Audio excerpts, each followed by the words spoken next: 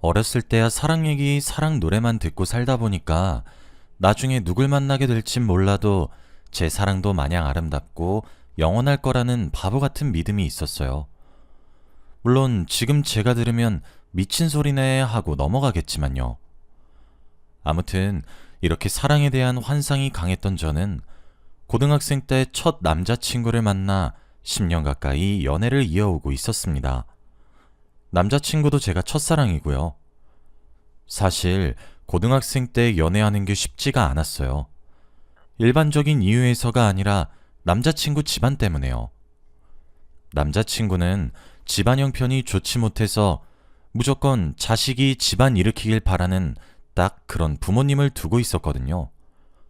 그러다 보니 남자친구네 부모님은 엄청 가부장적인데다가 남자친구를 이리저리 자기들 입맛대로 구속하려는 경향이 강하셨어요.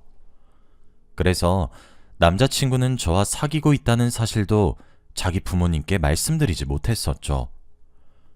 밝히는 순간 과장이 아니라 정말로 자기가 집에서 쫓겨나게 될지도 모른다고 제게 부탁을 하길래 저도 남자친구가 부모님께 혼나는 건 싫어서 그러자고 했었죠. 그런 반면 저희 집은 아버지가 중소기업체를 하나 운영하고 계셔서 나름대로 여유있고 화목한 분위기였습니다. 저희 부모님은 학생 때 이성교제하는 것도 불건전하지만 않으면 괜찮다고, 부모라고 자식 인생에 다 관여할 수 있는 것도 아니라며 비교적 개방적이셨습니다. 그래서 용돈 받아 연애하는 형편이었던 저와 남자친구는 데이트 비용을 아끼려고 저희 집에서 자주 같이 공부하거나 놀고 그랬어요. 그러다 보니 저희 부모님이랑 남자친구랑도 자주 만나게 되고 남자친구를 만나보신 부모님도 요즘 아이답지 않게 예의도 바르고 공부도 잘하니 마음에 든다면서 대체 어떻게 사귀게 된 거냐고 저보고 놀리기까지 하셨죠.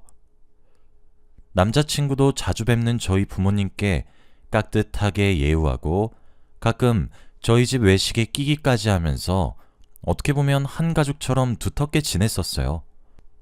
남자친구를 좋게 보신 저희 부모님이 여행 갔을 때나 어디 멀리 외출을 했을 때 남자친구 줄 것까지 알아서 챙기셨으니 말 다 한 거죠. 남자친구는 자기 집이랑은 전혀 다른 화목한 모습을 보고 많이 놀라기도 했고 부러워하기도 했죠. 일반적으로 학창시절에 하는 연애는 기간이 짧기 마련인데 저희는 의외로 대학에 가서도 졸업하고 나서도 교제를 이어갔어요. 그러는 사이 저희는 고등학생에서 대학생으로, 대학생에서 저는 수의사로, 남자친구는 사법고시생이 되었죠. 남자친구는 자기 부모님 바램대로 검사가 되기 위해 법대에 들어가서 사법고시를 계속 준비하고 있었어요. 그러는 동안 따로 벌이가 없었던 남자친구 대신 동물병원에서 근무하고 있던 제가 남자친구 뒷바라지를 전부 했었죠.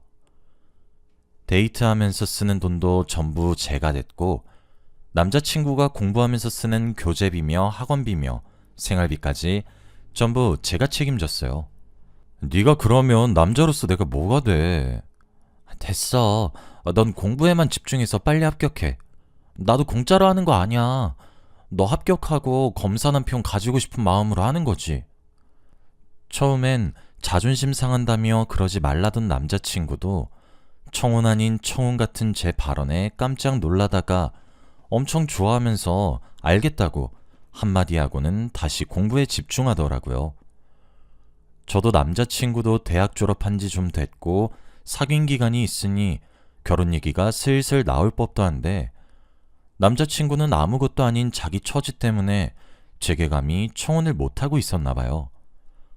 제가 저런 식으로 은근슬쩍 말해주니까 엄청 고마워하면서 자기 합격하면 꼭 결혼하자고 말하더라고요. 저도 남자친구와 결혼하게 될 날만을 기다렸습니다. 아까도 말했듯이 제가 사랑의 환상이 좀 있어서 꼭 첫사랑이랑 결혼까지 가고 싶다는 로망을 가지고 있었거든요. 하지만 공부로는 날고 긴다는 사람들이 다 도전하는 사법고시여서인지 남자친구는 되게 아깝게 떨어지는 일이 다반사였어요. 차라리 합격선이랑 차이가 엄청나면 에이, 불가능한가 보다 하고 포기라도 하게 되는데, 이번에는 꼭 될 것 같은데 결과를 보면 정말 코앞에서 떨어지고 하니까 사람 미치게 하더라고요. 보통 사람이 재수나 고시처럼 중요한 시험을 계속 준비하다 보면 거기에만 사로잡혀서 사람이 많이 예민해지잖아요. 남자친구도 예외는 아니었어요. 시험 공부가 너무 버겁다 보니까 다혈질로 변한 것 같기도 하고 별것 아닌 사소한 거 가지고 예민하게 굴더라고요. 예를 들어 제가 일이나 수술 때문에 잠시 연락을 못 받으면 나중에 저보고 뭐 하고 있었냐고, 혹시 다른 남자 만나고 있었던 거 아니냐고 추궁한다든지, 남자친구는 공부해야 하니까 저는 남는 주말 시간에는 주로 친구를 만나면서 보냈는데, 그럴 때마다 친구 누구를 만나는지 어디 가는지 꼭 보고해야 한다던지요. 굳이 그게 아니더라도 일단 남자친구 시험 때문에 연락이나 잠시 얼굴 보는 시간 같은 것도 전부 남자친구 위주로 맞춰주고 있었어요. 주변에서 남자친구가 너무 올가매는 거 아니냐 해도 워낙에 중요한 시험이니까 내가 편의를 봐줘야지 하고 이해했습니다. 게다가 저는 사회생활하고 있는 데에 비해 남자친구는 아예 틀어박혀 시험만 준비하니까 당연히 옆에 저밖에 없고, 그래서 저한테 더 집착할 수밖에 없겠다는 생각이 들어 안쓰럽더라고요. 그렇게 우여곡절 끝에 남자친구와 제가 28살이 되던 해, 남자친구가 드디어 사법고시에 합격했다는 기쁜 소식을 알렸습니다. 솔직히 나이가 먹어갈수록 저도 사람인지라 불안함이 커졌는데, 드디어 남자친구가 합격해서 결혼할 수 있다고 생각하니까 너무 기쁘더라고요. 저희 부모님도 마치 자기 아들이 검사가 된 것처럼 엄청 기뻐하시면서 남자친구를 호텔 레스토랑에 데려가 같이 축배를 들었어요. 이제 결혼만 하면 되겠다 생각하고 있었습니다. 저도 아버지가 차려주신 동물병원에서 수의사로 일하고 있었고, 남자친구도 이제 검사니까 더 이상 저희의 결혼을 가로막을 장애물 같은 건 없다고 생각했어요. 전 남자친구가 정식으로 제게 프러포즈하기만을 기다렸습니다. 그런데 몇 달이 흘러도 남자친구가 저희 결혼에 대해서는 입도 뻥끗 안 하는 거예요. 시험 합격하기 전에는 버릇처럼 나 합격하면 우리 결혼하자 하고 말했던 남자친구가요. 결국 기다리다 지쳐서 제가 먼저 남자친구에게 말을 꺼냈습니다. 근데 있잖아, 우리 결혼은 어떻게 되는 거야? 걱정하지 마. 나 자리 잡으면 서로 부모님한테 바로 말씀드리자. 전 바보같이 그 말만 믿고 또 하염없이 기다렸어요. 그런데 기다리다 보니 생각난 건데, 자리 잡게 되면 이라는 말은 결국 언제인지 확실히 모른다는 거잖아요. 애당초 자리 잡게 된다는 말이 정확히 뭐예요, 대체? 답답해져서 제가 남자친구를 또 재촉했어요. 그랬더니 남자친구는 알겠다면서 자기 부모님께 말씀드려서 한번 인사드리러 가자고 약속하더군요. 정확한 날짜를 잡고 전 그날만 기다리면서 단정한 옷도 새로 사고 남자친구 부모님께 전해드릴 선물도 고르면서 만반의 준비를 다 했습니다. 솔직히 남자친구 부모님 마음에 들 자신이 있었어요. 집안으로 따졌을 때도 남자친구네 집안보다 나은 데다가 그저 그런 집안이 아니라 나름 국가에 공헌하는 중소기업체를 운영하고 있었으니까요. 게다가 저도 부모님 배경 믿고 인생 대충대충 산 거 아니고 열심히 공부해서 온전한 자기 병원 운영하고 있는 수의사였기 때문에 자부심을 가지고 있었습니다. 그런데 인생 한 치 앞을 모른다고 남자친구의 부모님께서는 저를 마음에 들어 하지 않으셨습니다. 일단 수의사라 말하니 수의사란 직업도 잘 모르시는 것 같았고, 동물 고치는 의사예요 하고 풀어서 설명해드리니 그까짓 개나 고양이 새끼 고쳐서 돈이 되냐면서 시큰둥하시더라고요. 요즘에 반려동물 키우는 사람이 늘어나고 앞으로도 촉망받는 직업이라고 열심히 설명했는데도 남자친구네 부모님은 하품만 하셨습니다. 그리고 저희 집이 회사를 운영하고 있다는 소리를 들으시고는 그나마 귀를 기울이시던데 침구 관련 회사라는 거를 아시고는 이불 장사하냐면서 대놓고 비웃으시더라고요. 솔직히 기분 나빴어요. 차마 남자친구 앞이고 저보다 어른이니까 대놓고 분위기를 싸하게 만들 순 없었지만요. 남자친구도 나중에 그 일 가지고 자기 부모님이 너무 속물 같은 모습 보인 것 같다면서 자기가 대신 사과하더라고요. 사과만으로 기분이 풀리지는 않았지만 그래도 괜히 둘 사이에 있었던 일도 아닌 거 가지고 싸우고 싶지는 않아서 제가 너그럽게 넘어갔습니다. 그리고 이런 일이 있었다고 해서 남자친구와의 결혼 생각을 아예 접은 것도 아니었고요. 그런데 기어코 제가 보면 안 될 장면을 목격하고 말았습니다. 지금 생각하니까 오히려 제가 목격한 게 천운이었던 것 같아요. 저랑 각별한 사이인 이모가 몇 년 전에 미국으로 이민 가셨다가 잠깐 한국에 들어왔대서 머물고 있는 호텔에서 만나서 같이 밥 한 끼 먹기로 약속했거든요. 차 막힐 거 감안하고 일찍 출발을 했는데 예상외로 일찍 도착해서 호텔에 있는 카페에 앉아서 혼자 시간 죽치고 앉아 있었습니다. 그런데 저 멀리 입구에서 정장까지 차려입은 남자친구가 들어오는 거예요.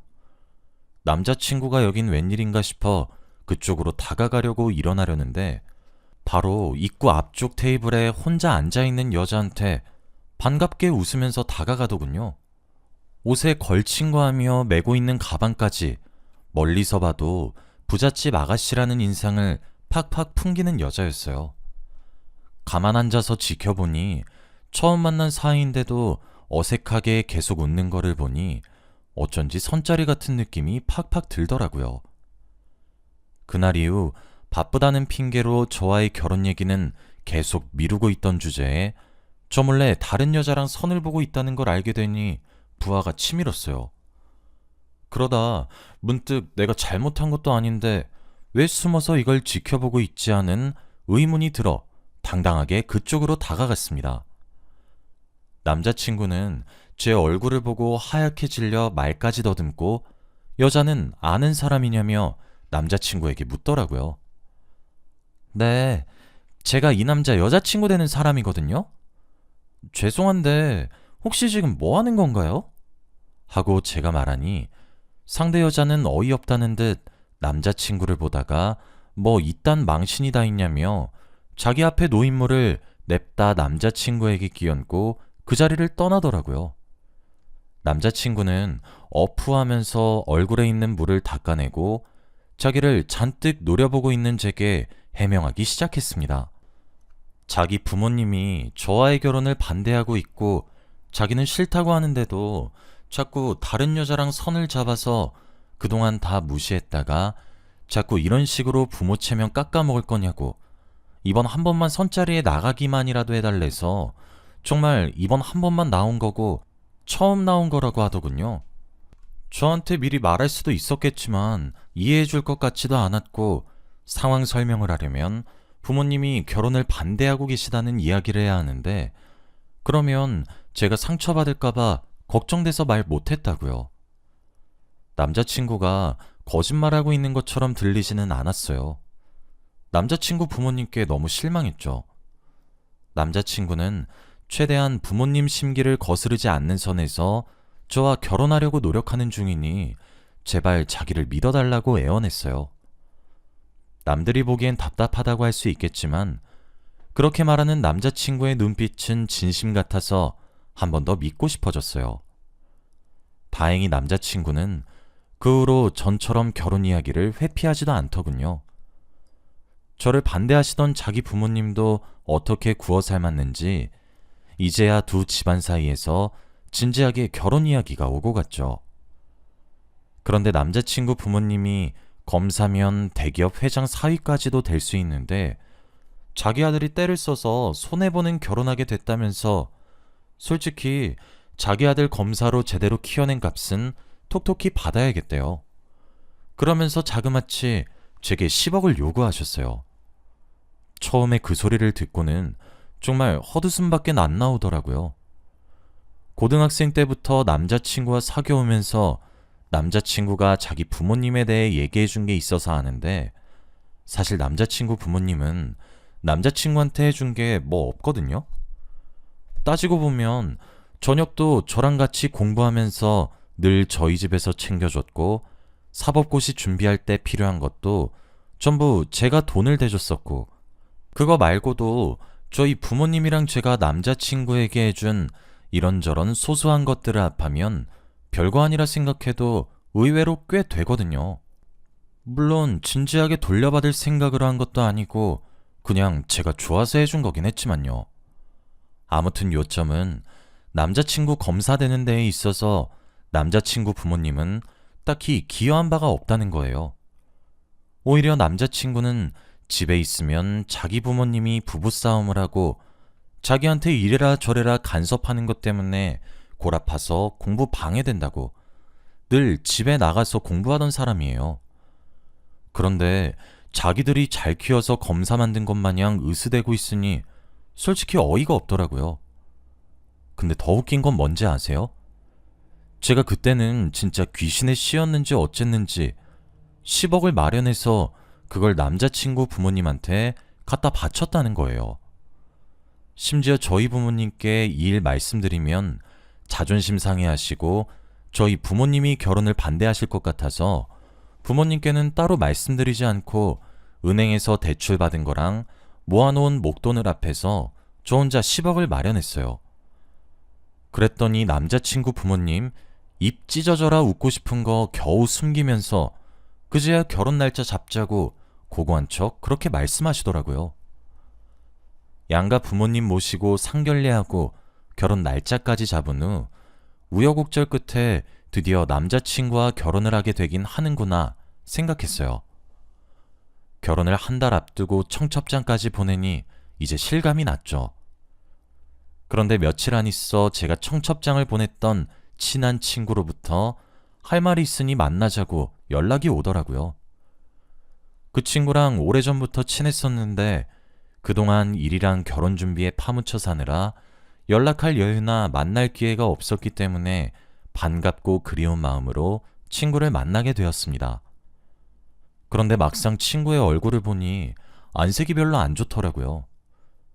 무슨 일 있냐 물으니 친구가 대뜸 지금부터 자기가 할 얘기 듣고 너무 놀라지 말라고 저보고 현명하게 처신 잘했으면 한다고 말하는 거예요. 뭔데 그러냐고 재촉하니 우물쭈물하던 친구도 그제서야 입을 열었죠. 친구가 카페 테이블에 웬 청첩장을 쓱 내밀더군요. 열어서 펴보니까 제가 친구에게 보낸 저와 남자친구의 결혼식 청첩장이었어요. 이건 갑자기 왜? 하고 영문을 모르겠다는 듯 물으니 친구가 다른 종이를 하나 더 꺼내더군요. 그것도 느낌상 청첩장 같았어요. 한번 펼쳐서 안에 내용 봐봐. 친구의 말에 청첩장을 펼쳐보니 그 청첩장은 저보다 일주일 먼저 잡힌 결혼식인데 자세히 보니 신랑 이름이 제 남자친구 이름과 똑같은 거예요. 동명이인인가 싶었는데 신랑 부모님 이름을 보니 역시 남자친구 부모님 성함과 똑같더군요. 제가 뭔가 잘못됐다는 듯 청첩장을 뚫어져라 보고 있으니 제 친구가 말해주더군요. 친구네 집안도 법조계와 연이 닿아 있어서 남자친구의 다른 결혼식 청첩장을 먼저 받았는데 그 후에 제 청첩장을 받아보니 신랑 이름이며 신랑 부모님 이름까지 똑같아서 뭔가 무시하고 넘어가기엔 이상해서 고민 끝에 제게 연락하게 되었다고요. 그리고 또 하는 말이 저 말고 남자친구와 식을 올릴 다른 여자네 집안이 할아버지가 전직 판사에 아버지는 현직 판사, 어머니는 대기업 총수 조카인 어마어마한 집안이라고 하는 거예요. 아무래도 집안 때문에 저를 속이고 다른 여자랑 결혼하려는 것 같다면서요. 친구의 이야기까지 전부 듣고 나니 그동안 남자친구가 저 몰래 선보러 다닌 거며 묘하게 결혼 진행이 늦어지던 것까지 전부 이해가 되더라고요. 예비시댁, 아니 그 자식 집안에서 요구한 10억도 저랑 결혼할 생각도 없었으면서 홀라당 받아먹으려고 한 것 같았는데 전 그것도 모르고 그 남자랑 결혼하고 싶어서 그걸 갖다 바치고 진짜 제 스스로가 너무 미워지더군요. 그렇게 자책의 늪에 빠지려던 절 붙잡아준 게 제 친구였어요. 친구가 이대로 당하고만 있을 거냐고, 미리 알게 된 이상 가만히 두고 볼 수 없다고 그 자식 결혼식에라도 가서 같이 깽판 치자고 해주더군요. 그 말에 용기를 얻어 친구와 함께 그 자식의 결혼식 날 결혼식장을 찾아갔습니다. 원래 제 결혼식에 입으려 했던 웨딩드레스를 입고요. 거의 발목까지 오는 긴 코트를 입고 화장실에 숨어 있었어요. 그러다 식장에 앉아있던 친구의 문자를 받고 결혼식장 문을 벌컥 열어 제끼며 식장 중앙으로 달려갔습니다. 웨딩드레스를 가리려던 코트도 벗어던졌죠. 모든 사람의 시선이 저한테 집중됐고 그건 그 자식이랑 그 자식과 결혼하려던 여자도 마찬가지였어요. 네가 여기로 어떻게? 어떻게 날 두고 결혼을 해? 우리 결혼식이 다음 주인데. 우리 뱃속아이한테 미안하지도 않아? 이러면 안 돼. 그동안 너 판사 만든다고 우리 집 재산 축낸 거 하며 너희 부모님이 우리 결혼 조건으로 나한테 10억 요구하셔서 그거 내가 갖다 바친 거 알고는 우리 엄마 아빠 지금 쓰러져 계시는데 어떻게 이럴 수가 있어? 네가 사람이야? 제가 식장이 떠나가라 오열하는 척하며 큰 소리로 그 자식에게 외쳤습니다. 기왕 깽판 치는 거 제대로 하려고 어느 정도 각색을 거쳤던 내용인지라 모든 사람들이 눈을 땡그랗게 뜨면서 저와 그 자식을 번갈아 보더라고요. 그 자식도 예상치 못한 저의 난입에 당황한 것 같았습니다. 그러자 신랑 측 부모석에 앉아있던 그 자식 부모님이 제게 와서는 거리낌도 없이 뺨을 찰싹 때리시더라고요. 그 힘이 너무 세서 순간 균형을 잃고 휘청인데다 드레스를 입고 있었던지라 바로 넘어졌죠. 그리곤 제 드레스 자락을 마구 짓밟으시면서 말씀하셨습니다. 이게 어디라고 여길 와? 한 번 더 맞아봐야 정신 차리겠어? 오냐? 좋을 대로 해주마. 그러면서 다시 손바닥을 치켜들어 바로 내리치려고 하셨죠. 당연히 또 맞을 줄 알고 눈을 질끈 감고 있었는데 볼에 아무런 감각이 없는 거예요.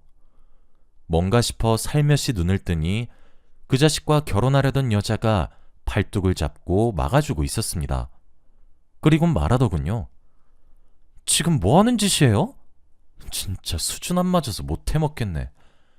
이상하게 결혼 서두를 때부터 알아봤는데 나 참 결혼하자고 애원하면서 우리한테 10억 갖다 바친 것도 다 이분한테서 뺏은 거였나 봐요. 그렇지 않아도 저희 부모님이 뜯어 말리셨는데 이 결혼 없던 일로 하죠. 신부 측 부모석에서도 두 사람이 일어나시더니 체면 구겨지게 뭐하는 거냐며 용서하지 않겠다며 두고 보라고 그렇게 한마디씩 한 다음 그 자식을 노려본 후 결혼식장을 빠져나가더군요. 신부 측 하객들은 절반이 저마다 웅성거리면서 기분 나쁘다는 듯이 자리를 빠져나갔습니다. 그러자 그 자식이 그 여자분 앞에 무릎 꿇으면서 손이 발이 되도록 빌더군요. 그래도 어떻게 결혼식 하는 도중에 파혼을 해. 다시 생각하자. 제발 이렇게 빌게. 이 일 소문나면 앞으로 누가 나랑 결혼하려고 하겠어. 어? 한 번만 봐주라. 그걸 한심하다는 듯 듣고 있던 여자분은 그 자식을 내려다보면서 또 한마디 했어요. 아니, 이런 짓을 벌이고도 계속 결혼하고 싶은 생각이 들어? 염치가 없어도 이렇게 없는 자식은 처음 보네 진짜. 하기야 누가 감히 너랑 결혼하려고 하겠어? 이참에 평생 혼자 살다 죽어. 넌 그게 어울려. 그리고 제게 연락처를 알려주면서 나중에 연락하라고 하고는 식장을 나갔습니다. 저도 친구와 함께 식장을 빠져나와 집으로 돌아갔죠. 그 자식이며 그 자식 부모님이며 핸드폰에 불이 나도록 전화를 해댔는데 딱히 듣고 싶은 목소리도 아니고 받아봤자 좋을 일도 없을 것 같아 받지 않았어요. 그리고 아까 식장에서 그 여자분이 남긴 전화로 연락을 했죠. 목소리를 들어 보아하니 그 여자분인 것 같았어요. 아까 식장에서 뵌 분 맞죠? 솔직히 고마웠어요. 하마터면 그런 저급한 사람들이랑 평생 한 가족으로 살 뻔했네요. 전화하라고 한 건 돈 돌려주려고 그런 거예요. 그쪽이 그놈 집안에 갖다 바친 10억 고스란히 그 집안에서 우리 집으로 갖다 바쳤거든요. 다시 돌려드릴게요. 이게 맞는 거니까. 그 여자분은 다행히 상식이 있는 분이셨어요. 제가 겪은 이야기를 전해 듣고는 고생 많았다며 위로도 해주시고 혹시라도 계속 전화 오고 귀찮게 하거나 무슨 일 생기면 자기가 나서서 도와주겠다고 다시 연락해도 괜찮다고 했죠. 저는 그 여자분께 감사 인사를 전하고 돈도 돌려받았습니다. 지금은 그 일로부터 5년이 지났어요. 그 자식은 결혼식에서 있었던 난리로 여자분의 집안 어른들을 비롯한 그 자리에 있던 다른 법조계 인사들에게까지 제대로 찍혀서 어디 이름도 들어본 적 없는 시골로 전근 갔다고 하더군요. 그 이후로는 소식을 전해 들은 적이 없어요. 저는 그 이후로 동물병원이 더 잘 돼서 계속 확장과 이전을 하다가 지금은 새로운 동물병원 오픈을 준비하고 있네요. 일이 일이었던 만큼 사람 만나는 게 조금 두려워지긴 했었는데 그래도 봄은 온다고 다시 또 좋은 사람이 생겨서 그 사람과 진지하게 만남을 이어오다 결혼을 했어요. 앞으로는 동화까지는 아니더라도 적당히 행복하게 사랑하는 사람과 오래 하고 싶어요. 제 사연 들어주셔서 감사합니다.